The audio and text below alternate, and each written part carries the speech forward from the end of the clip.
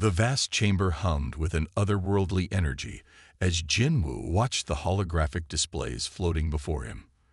The space was filled with representatives from across the galaxy, their forms as varied as the stars themselves. Some floated in containment fields of special gases, while others stood on gravity-adjusted platforms. The air felt thick with tension and possibility. Jinwoo adjusted his formal diplomatic uniform, the weight of Earth's future pressing down on his shoulders. The massive circular room stretched up into darkness, its walls lined with crystalline formations that pulsed with soft light. Before him, the central hologram showed a map of the known galaxy, with bright points marking each chosen civilization. The arbiters moved among the gathered representatives like living gems, their crystalline bodies catching and reflecting light in mesmerizing patterns. They stood nearly 3 meters tall, their faceted forms geometric and perfect. When they spoke, their voices resonated like musical chimes. "The selection process is complete," announced the lead arbiter, its voice echoing through the chamber. 100 civilizations have been chosen for the Great Test. Each will face challenges that will determine the future of all life in our galaxy. Hei-yun stood beside Jinwoo, her fingers dancing over her data tablet as she analyzed the incoming information. Her face showed concern as she studied the specifications of other chosen species. "Some of these civilizations have been spacefaring for thousands of years," she whispered. "The Centaurians have colonized entire solar systems. The Proxima Collective has mastered dark energy manipulation." Jinwoo nodded, keeping his expression neutral even as worry gnawed at him. Earth had only achieved faster-than-light travel 15 years ago. Many of their technologies were still in their infancy compared to the other chosen species.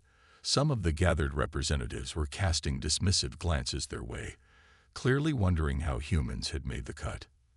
The chamber darkened as the central hologram changed, showing a perfect replica of Earth floating in space.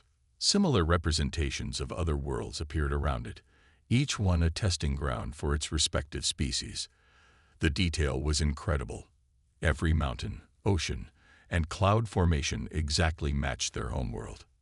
Each species will face extinction-level events, tailored to their specific weaknesses and strengths, the arbiter continued. These tests will occur simultaneously in contained pocket dimensions, where time can be accelerated or slowed as needed. You will have no contact with your actual homeworld during the testing period. A murmur went through the gathered representatives. Jinwoo felt Hei-yun tense beside him. The implications were staggering. The arbiters possessed technology so advanced they could create and manipulate entire replica planets at will. "Why Earth?" Hei-yun asked quietly, voicing the question that had been bothering them both. "We're centuries behind most of these species. The arbiters must have a reason."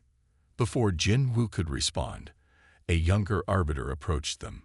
Its crystalline form shifted colors slightly as it moved, creating beautiful patterns of light.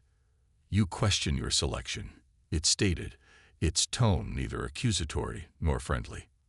Jinwoo straightened his posture. "We are honored to be chosen, but we acknowledge that our technological development lags behind many others here." The arbiter's facets sparkled as it responded.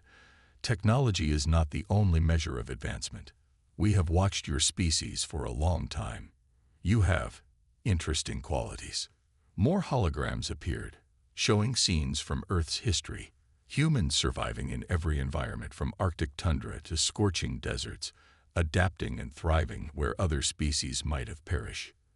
"Your kind has faced extinction before," the arbiter noted, "multiple times. Yet you endured." Hei-yun's eyes widened as she processed this information. "The tests, they're not just about technology, are they?" The arbiter's colors shifted again, but it didn't answer directly. Instead, it gestured to the central display where the test parameters were being shown. Each species will face 3 waves of challenges. The first wave begins in one standard galactic day. We suggest you use this time to prepare your observation teams. As the arbiter moved away, Jinwoo and Hei-yun exchanged glances. Around them, Other representatives were receiving similar briefings, their reactions ranging from confidence to concern. The chamber continued to hum with energy and anticipation. "We should contact the Earth Coalition," Heyun suggested, already composing a message on her tablet. "They need to know what we're facing." Jinwoo nodded, his eyes still fixed on the replica Earth floating in the hologram. Whatever these tests would bring, humanity would face them together. Perhaps their perceived weakness, their primitive technology, would prove to be their strength. After all, humans have been surviving against the odds since they first walked upright. The chamber began to empty as representatives departed to make their preparations. Jinwoo remained at his observation post, watching the holographic displays and thinking about the challenges ahead. The fate of humanity would be decided not by their technological achievements, but by their ability to face whatever the arbiters had planned for them. As he turned to leave, he caught sight of his reflection in one of the crystalline balls. Behind him, the replica Earth spun slowly in the hologram, beautiful and vulnerable. Whatever happened next would determine not just their survival, but their place among the stars. The real test was about to begin. The monitoring station buzzed with activity as Sung Min watched dozens of screens showing the trials of different species. His eyes were tired from hours of observation, but he couldn't look away. The fate of entire civilizations played out before him like a terrible drama. The Luminaries were the first to fall. Their world was beautiful, cities of pure light and energy, quantum computers that could process information faster than thought itself. They had seemed unstoppable, their technology nearly magical in its advancement. Yet when their sun began to die, accelerated by the Arbiter's test, they froze in indecision. "They're still debating the optimal solution," Jaya said, making notes on her tablet. "Their computers have generated millions of possible answers, but they can't agree on which to implement." Sung Min nodded grimly as he watched the Luminaris civilization crumble. Their mighty quantum computers couldn't save them when their food sources failed and their energy grid collapsed. Within days, their brilliant cities went dark one by one. The next screen showed the Nexar, beings of living crystal not unlike the Arbiters themselves. Their bodies could withstand extreme temperatures and pressure, and they had built their civilization in the hearts of stars. But when their test began, a rapid cooling of their solar environment, they proved surprisingly fragile. "Look at this," Sung Min called out, pointing to the data stream. "The Nexar aren't even trying to adapt. They're just waiting for conditions to return to normal."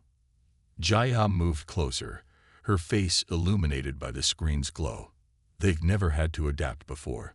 Their bodies were perfect for their environment. Until now. Screen after screen showed similar stories. The Ventari, masters of atmospheric manipulation, couldn't handle sudden changes in air composition. The Aquari, who had built vast underwater empires, failed when their oceans began to change chemistry.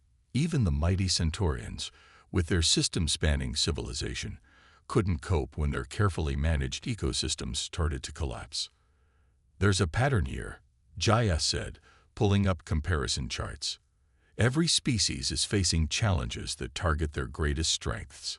It's like the Arbiters are deliberately undermining what each civilization relies on most." The observation room had grown quieter as more screens went dark. Other human analysts worked at their stations, documenting every failure, every missed opportunity to survive. Earth's trial would be last, giving them time to learn from others' mistakes, but the lessons were proving hard to interpret. A commotion drew their attention to the central display. The Proxima Collective, masters of dark energy and gravity manipulation, were facing their trial. Their world was a marvel of engineering, with cities that floated in carefully controlled gravitational fields. Everyone watched with hope. Surely they would survive. "They're trying to stabilize their gravitational fields," Sung Min narrated, reading the data scrolling across his screen. "Their technology is still working perfectly, but they're only focusing on maintaining their current way of life," Jaya finished. "They're not adapting to the new conditions. They're fighting against change instead of working with it. The Proxima collective cities began to fall. One by one, their perfectly calibrated gravity fields unable to cope with the chaos the Arbiters had introduced into their system. Within hours, their civilization had joined the others in failure. Sung Min leaned back in his chair, rubbing his tired eyes. "It's not about technology," he said, echoing Jaya's earlier observation. "All these species had incredible technology, far beyond what we have. But technology isn't saving any of them." Jia was quiet for a moment, watching the screens. "Maybe that's the point," she said slowly. "Maybe the Arbiters chose Earth because we don't rely solely on technology. We've had to survive without it for most of our history." They both turned to look at the screen showing Earth's replica, still waiting for its trial to begin. The planet looked small and vulnerable compared to the advanced worlds they'd been watching. Yet somehow, its very simplicity seemed hopeful now. "We should compile everything we've learned," Sung Min said, creating a new data file. "When our trial begins, we'll need every advantage we can get." As they worked, more screens continued to go dark. Species that had ruled the stars for millennia were failing tests that seemed designed to shake them to their core. The Arbiters watched it all with their crystalline impassivity, offering no hints or help. Earth's turn was coming. Sung Min and Jia could only hope that their observations would help humanity avoid the fate they'd watched unfold again and again. Perhaps being less advanced would prove to be their greatest advantage. They had fewer technologies to rely on, fewer systems that could fail them.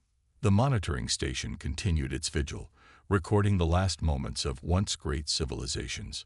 Somewhere in all this data was the key to survival, if only they could find it before their own test began.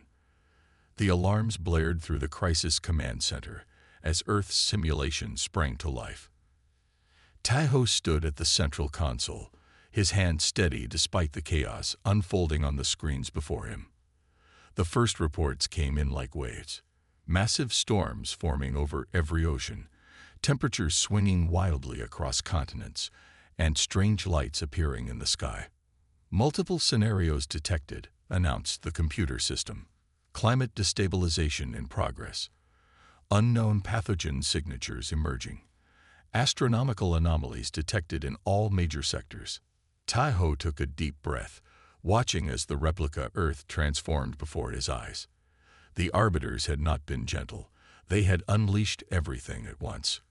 But as he observed the initial responses coming in from around the world, something caught his attention. "Sir, you need to see this," called out one of his analysts. "The coastal communities in the Pacific region. They're already implementing flood control measures we've never seen before. They're combining traditional seawalls with new floating architecture." From her station monitoring the Asian sector, Yuna's voice carried across the command center. Similar reports coming in from all coastal regions. Communities are sharing blueprints and improving on each other's designs in real time. The screen showed images of people working together, combining old knowledge with new innovations. In areas where strange diseases had begun to spread, local healers worked alongside modern doctors, sharing observations and treatments that seemed to be working. "Temperature fluctuations are getting worse," reported another analyst. "But look at this. Underground communities are forming. They're using geothermal stability to maintain viable living conditions." Taiho moved between the stations, watching as humanity faced its greatest test. The strange lights in the sky had begun affecting electronics, but instead of falling into chaos, people were adapting. Communities established old-fashioned communication networks, using everything from signal fires to modified radio systems. "The European sector is reporting something interesting," Yuna called out. "They've started massive indoor farming projects, but with a twist. They're using techniques from ancient agricultural practices combined with modern hydroponics. Hour by hour, the challenges intensified. The Arbiters showed no mercy, throwing new problems at them constantly. But with each new challenge, humans found new ways to adapt." "Sir," one of the younger analysts called out, "you should see what's happening in the education sectors. Communities are teaching children both survival skills and advanced problem-solving. They're preparing the next generation even while fighting to survive. Taiho studied the data streams, noticing patterns emerging.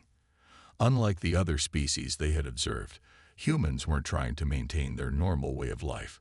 Instead, they were creating new ways of living, drawing on both their past and their present. "Look at this," Yuna said, pulling up new footage. "Former rival nations are pooling their resources. The old borders are becoming meaningless as people focus on survival." The screens showed remarkable scenes. Military vessels once used for war now coordinating massive rescue operations. Former enemies working together to build sustainable shelters. Scientists freely sharing their research across all borders. They're not just working together, Taiho realized, watching the events unfold. They're evolving. Each solution leads to new ideas, new ways of thinking. The strange diseases mutated, but communities had already started developing natural remedies alongside modern medicines.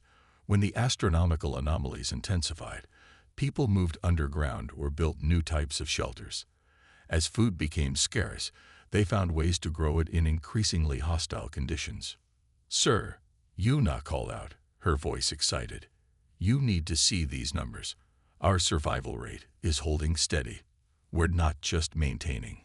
We're actually improving in some areas." Taiho moved to her station, studying the data. She was right. Despite everything the Arbiters had thrown at them, humanity was not merely surviving. They were adapting, learning, growing stronger. "It's more than just survival," he said quietly. "Every challenge they overcome teaches them something new. They're taking those lessons and building on them." The command center continued its vigil as the simulation progressed. The challenges kept coming, each one designed to break them. But with each new test, humanity showed why they had been chosen. They didn't just endure. They learned, adapted, and came back stronger. "Maybe this is what the Arbiters were looking for," Taiho said to Yuna as they watched the screens. "Not just the ability to survive, but the ability to learn and grow from adversity." The simulation continued, and humanity faced each new challenge with the same remarkable adaptability. They weren't just surviving their trial. They were proving why they deserved their place among the stars. The data room glowed with soft blue light as Minji studied the streams of information flowing across her screens. Her fingers traced patterns in the air, manipulating the holographic displays that showed humanity's responses to the trials. After weeks of observation, something remarkable was becoming clear. "Everyone, come look at this," she called out to her colleagues. The other analysts gathered around her station as she highlighted specific data points. "See how each community approaches problems differently. When the Arctic regions faced extreme cold, some groups built better shelters. Others adapted their bodies through special breathing techniques. Some even found ways to use the cold to their advantage." Jinwoo stood at the back of the group, watching as the Arbiters drifted closer, their crystalline forms catching the light from the displays. Their interest in human behavior had grown steadily over the past weeks. "Each time we face a challenge," Minji continued, pulling up new data, "we don't just try one solution. Look here, when food became scarce in the tropical regions, some communities went underground to farm. Others developed new fishing techniques. Some revived ancient preservation methods." The screen showed scenes from around the simulated Earth. In one area, people had created vertical gardens that climbed the sides of old buildings. In another, they had developed new ways to purify water using locally available materials. Each community found its own path to survival. "But it's more than just survival," Minji pointed out, switching to a different display. "Look at this. Even in the hardest times, people kept making music. They kept telling stories. They kept teaching their children about beauty and art." The Arbiters moved closer, their faceted forms reflecting the images on the screens. One of them spoke, its voice like chiming crystals. Other species focused solely on survival. They abandoned cultural practices as inefficient. Jinwoo stepped forward. "That's because culture is how we survive," he explained. Stories teach us about past challenges and how they were overcome. Music brings people together, helps them cooperate. Art helps us imagine new possibilities. Minji nodded, pulling up more data. See these patterns. When communities maintain their cultural practices, their survival rates actually improve. They're more resilient, more creative in finding solutions. The screens showed people gathering in underground shelters, not just to escape the harsh conditions above, but to share songs and stories. Children learned traditional dances alongside survival skills. Artists created beautiful murals on the walls of new sustainable housing. Every community develops its own solutions, Minji explained, but they also share what works. Look at how knowledge spreads. She displayed a map showing the flow of information across continents. When one group finds a successful approach, others adapt it to their own needs. They don't just copy, they improve, combine, create something new. The arbiters watched in silence as more data flowed across the screens. Unlike the rigid, single-solution approaches of other species, humans showed an almost chaotic variety of responses to each challenge. It looks disorganized, Jinwoo said to the arbiters, but that's our strength. We've never had just one way of doing things. We've always had to adapt, to try new approaches when old ones failed. Minji highlighted another pattern in the data. And look at this.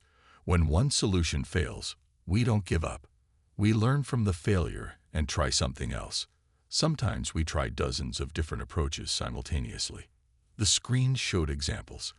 Communities testing different crop varieties to find ones that could survive in changing conditions. Groups experimenting with various shelter designs, learning from each failure to create something better. People combining modern technology with ancient wisdom in ways no one had tried before. Your species embraces disorder, one of the arbiters observed, its tone neutral but curious. Not disorder, Jinwoo corrected gently. Diversity. Every person, every community brings their own ideas, their own ways of solving problems. It's not chaos. It's adaptation in action. Minji pulled up one final display, showing the overall survival rates. Other species tried to maintain order, to find the one perfect solution.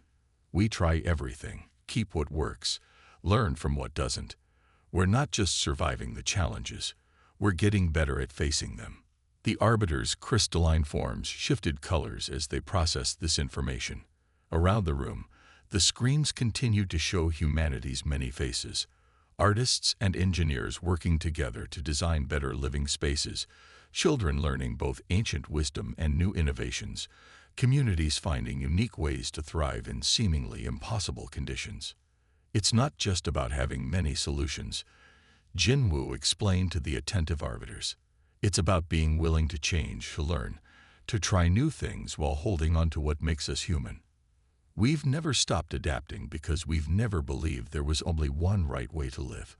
The data continued to flow, telling the story of a species that refused to be defined by any single approach to survival. In their seeming chaos lay their greatest strength, the ability to face any challenge with creativity, diversity, and an unwavering determination to not just survive, but to maintain their humanity in the face of any adversity. The soft glow of multiple screens lit Kyunho's face as his fingers moved rapidly across his keyboard.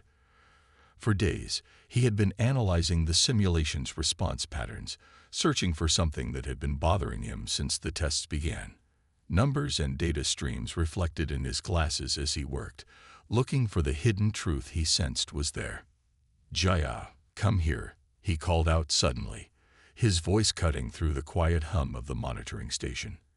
"I think I've found something important." Jaya moved from her station to join him, leaning over his shoulder to study the complex patterns displayed on his screens. The data showed wave after wave of challenges that the simulation had thrown at humanity, but arranged in a way she hadn't seen before. "Look at this," Kyunho said, highlighting a particular sequence. When coastal communities developed new floating cities, the simulation didn't just increase the water levels as we thought. It changed the entire pattern of ocean currents. And here, When we developed resistant crops, it didn't just make the plants fail. It altered the entire soil composition. Jaya's eyes widened as she began to see what he was showing her. The challenges aren't random, she said slowly. They're responsive. Exactly. Kyung-ho pulled up more data, showing how each human solution had triggered new and different challenges. The simulation isn't just testing our ability to solve problems. It's testing how we handle constant change. He displayed a series of graphs showing the relationship between human responses and the simulation's adjustments. Each time humanity found a solution to a problem, the simulation didn't just make that problem harder. It created entirely new challenges that required different approaches. But look at this pattern, he continued, pointing to a particular data set. There's always a way through. The simulation never creates an impossible situation. It's testing our ability to spot these opportunities, to adapt our thinking as quickly as the challenges change. Other analysts began gathering around Kyung-ho's station as word of his discovery spread. The screen showed more examples. When underground communities solved their food production problems, the simulation introduced new geological challenges. When people mastered one type of disease, new variants appeared that required completely different treatments. The arbiters are testing our adaptability, Jaya realized. Not just our ability to survive one crisis, but our ability to keep changing our approach as the situation evolves. Kyung-ho nodded, pulling up new displays. Look at how other species responded to their tests. They kept trying to perfect their solutions to the initial problems. But by the time they had the perfect answer, the challenge had already changed into something else. The screen showed examples from failed species, the luminaries endlessly refining their calculations while their world changed around them. The Nexar stubbornly maintaining their crystalline forms even as their environment became hostile to their very structure. Humans do something different, Kyung-ho explained, showing their own data. We don't try to find perfect solutions. We find good enough solutions and keep adapting them as things change. We're not trying to win the game. We're learning to play it better. Jaya studied the patterns with growing excitement. And look at this, we're getting faster at it. Each new challenge is met with quicker, more creative responses. We're not just solving problems, we're learning how to solve problems better.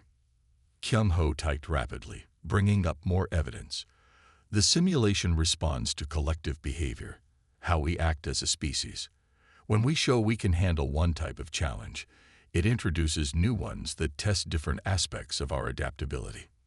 The screen showed how human communities had begun to anticipate changes, preparing for new challenges even while dealing with current ones. They had started teaching their children not just solutions, but how to find solutions, how to think adaptively, how to approach new problems without fear. This isn't really about survival at all, is it? Jaya asked quietly. It's about evolution. Not physical evolution, but the evolution of how we think and solve problems. Kyung-ho nodded, still studying the patterns. Every time we solve a problem, we don't just survive. We learn something new about ourselves, about how to face the next challenge. The arbiters aren't looking for a species that can survive extinction. They're looking for one that can keep growing, keep adapting, no matter what comes. Around them, the monitoring station hummed with new energy as analysts began looking at their data in a new light. They weren't just observing survival responses anymore. They were watching humanity learn and grow in real time, developing new ways of thinking and adapting that no one had imagined before. The simulation continued its relentless testing, but now they understood its true purpose. It wasn't about finding the strongest or the smartest species. It was about finding one that could face endless change without losing its essential nature, one that could learn and adapt forever, growing stronger with each new challenge. Kyung-ho and Jaya continued their analysis, watching as humanity demonstrated again and again why they had been chosen for this test. In their ability to see patterns, to learn, to adapt, and to keep moving forward, they were showing something unique in the galaxy. The capacity for endless growth and change while remaining uniquely human. The monitoring station had changed over the months of testing. What began as a room full of anxious observers had transformed into a hub of discovery. Sung Min stood at his post, watching the latest data stream across his screens, amazed at what he was seeing. "Hey Yun, come look at this," he called to his colleague. "Something's different about how people are responding to the latest challenges." Hey Yun joined him, her eyes scanning the readings. The screen showed communities across the simulated Earth facing what should have been impossible situations. But instead of fighting against the changes or trying to maintain their old ways of life, they were doing something remarkable.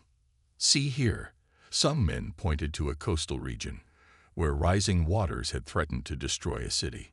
Instead of building higher seawalls, they've created floating neighborhoods that rise and fall with the tides. They're working with the water, not against it. Similar patterns appeared across the globe. When extreme temperature changes made traditional agriculture impossible, communities didn't just try to protect their farms. They developed entirely new ways of growing food that thrived in the changing conditions. "It's like they've stopped seeing these changes as disasters," Heyun observed, making notes on her tablet. "They're treating them as opportunities to create something new." The screen showed more examples. When toxic gases appeared in the atmosphere, people didn't just create better filters. They developed new breathing techniques that allowed them to process the changed air. When electromagnetic storms disrupted technology, communities didn't just shield their devices. They created new forms of communication that used the energy pulses themselves. "Look at what's happening in the education centers," Sung Min said, pulling up new footage. Children weren't just learning survival skills. They were being taught to think differently about challenges. Every problem became a chance to learn, to grow, to develop new abilities. A message flashed across their screens. Other species wanted to observe Earth's simulation. The few surviving civilizations had noticed something unique about the human approach, something they hadn't thought possible. Heyun organized the data for sharing. "We're not just teaching survival anymore," she realized. "We're showing them a new way of thinking about survival itself." The screen showed alien observers watching in fascination as human communities demonstrated their adaptive strategies. Where other species had tried to maintain their civilizations unchanged, humans were creating new forms of civilization that could thrive in any conditions. "Each challenge the arbiters send teaches us something new about ourselves," some men explained to a group of alien observers. "When our old solutions don't work, we don't just try harder, we try differently." The evidence was clear in the data. Communities that embraced change survived better than those that resisted it. People who learned to work with new conditions thrived more than those who fought against them. The simulation had become more than a test. It had become a teacher. The arbiters weren't looking for perfect solutions, Heyun said, understanding dawning in her eyes. They were looking for a species that could keep finding new solutions forever. The monitoring station buzzed with activity as more data poured in. Human communities weren't just surviving anymore. They were transforming, evolving their way of thinking about challenges. Each new problem became a lesson, each obstacle an opportunity to grow. Other species tried to preserve their way of life exactly as it was. Some men noted, showing comparison data. "We preserve what makes us human while changing everything else. That's our real strength." The screen showed communities sharing their discoveries, teaching each other new ways of thinking. Knowledge spread rapidly, each group adding their own insights, creating an ever-growing web of solutions and possibilities. "The simulation keeps getting harder," Heyun observed, "but look at how quickly people adapt now. It's like they've learned to change as fast as the challenges do." They watched as communities faced what would have once been devastating changes with calm innovation. When the ground became unstable, they didn't just build stronger foundations. They created homes that could move with the earth. When traditional food sources failed, they didn't just find new ones. They developed entirely new ways of thinking about nutrition. "We've broken through," Sung Min said quietly, watching the data flow. "Not by beating the simulation, but by learning what it was really teaching us." Around them, alien observers studied every detail. trying to understand how humans had achieved what seemed impossible. They watched as Earth's communities demonstrated again and again that survival wasn't about maintaining the status quo. It was about being ready and willing to change while keeping their essential humanity intact. The simulation continued its relentless testing, but now each new challenge was met with anticipation rather than fear. Humanity had learned the true lesson. Evolution wasn't just about physical adaptation. It was about growing beyond old limitations while remaining true to what made them human. The grand chamber of the arbiters glowed with an otherworldly light as representatives from all tested species gathered for the final revelation. Jinwoo stood with his team, their hearts beating quickly as the crystalline beings took their positions at the center of the vast space. The lead arbiter's form pulsed with colors as it addressed the assembled beings. "We have watched, we have tested, and now we understand. Our search was not for the strongest, the most advanced, or the most resilient. We sought those who could protect all forms of life, those who could guide evolution itself." Images appeared in the air around them, scenes from Earth's trials, showing how humans had faced each challenge. Communities adapting to impossible conditions, finding new ways to survive while helping others do the same. Children learning, growing, carrying hope forward even in the darkest times. Humans succeeded. The arbiter continued, where others failed not because of superior technology or physical strength. They succeeded because they understand something fundamental about life itself. That change is not the enemy. Change is the key to growth. Jinwoo watched as the screens showed more examples, how humans had helped each other, how they had maintained their art and music even while fighting for survival, how they had taught their children not just to endure, but to thrive in new conditions. "Your species is unique," another arbiter added, its voice like chiming bells. "You adapt without losing your essential nature. You change your methods, your tools, your environments, but you remain human. You keep your compassion, your creativity, your drive to explore and understand." The chamber filled with images from the trials, showing how different communities had faced similar challenges in unique ways. Some had gone underground, others had taken to the seas, still others had found ways to thrive in the changed atmosphere, but all had maintained their humanity, their connection to each other. "This was the true test," the lead arbiter explained. "Not merely to survive, but to show the capacity to guide and protect life itself, to demonstrate the ability to help other species adapt and grow while maintaining their own essential nature."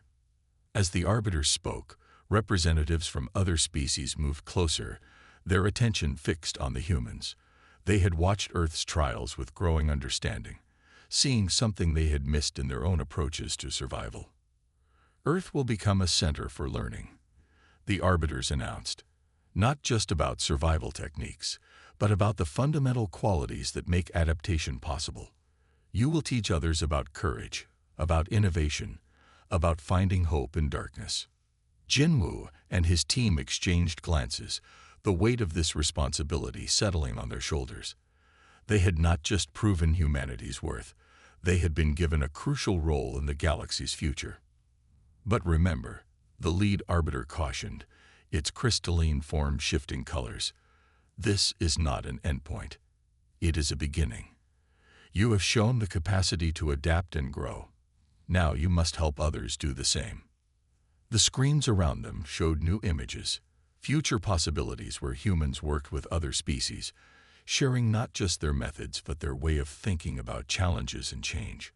Earth would become a place where different civilizations could learn to face the unknown without fear. "Your greatest strength," the arbiter concluded, "lies not in what you can do, but in who you are. You have shown that it is possible to face endless change without losing one's soul. This is what the galaxy needs, not just survivors, but guides for the journey ahead." As the announcement ended, representatives from other species approached the human team, eager to learn, to understand how they had accomplished what had seemed impossible. Jinwoo and his colleagues began sharing their insights, explaining that the key wasn't in having perfect solutions, but in being willing to keep finding new ones. The chamber buzzed with energy and hope as connections formed between different species, each bringing their own strengths to the conversation. Earth's trial had become more than a test. It had become a blueprint for the future. "We did more than survive," Jinwoo said to his team as they watched the interactions around them. "We showed that adaptation doesn't mean losing yourself. It means growing into something stronger while keeping what matters most." The arbiters watched as their great experiment bore fruit, species learning from each other, sharing insights, beginning to understand that survival wasn't about resistance to change, but about learning to grow through it. In the end, humanity's gift to the galaxy wasn't technology or physical prowess, but something far more valuable: the understanding that true strength lies in the ability to adapt while maintaining one's essential nature, to find hope in darkness, and to help others do the same. The story of Earth's trial became a legend, told and retold across the stars, not as a tale of mere survival, but as a lesson in what it means to truly live, to grow, to adapt, and to help others do the same. In facing their greatest test, humans had discovered their greatest purpose.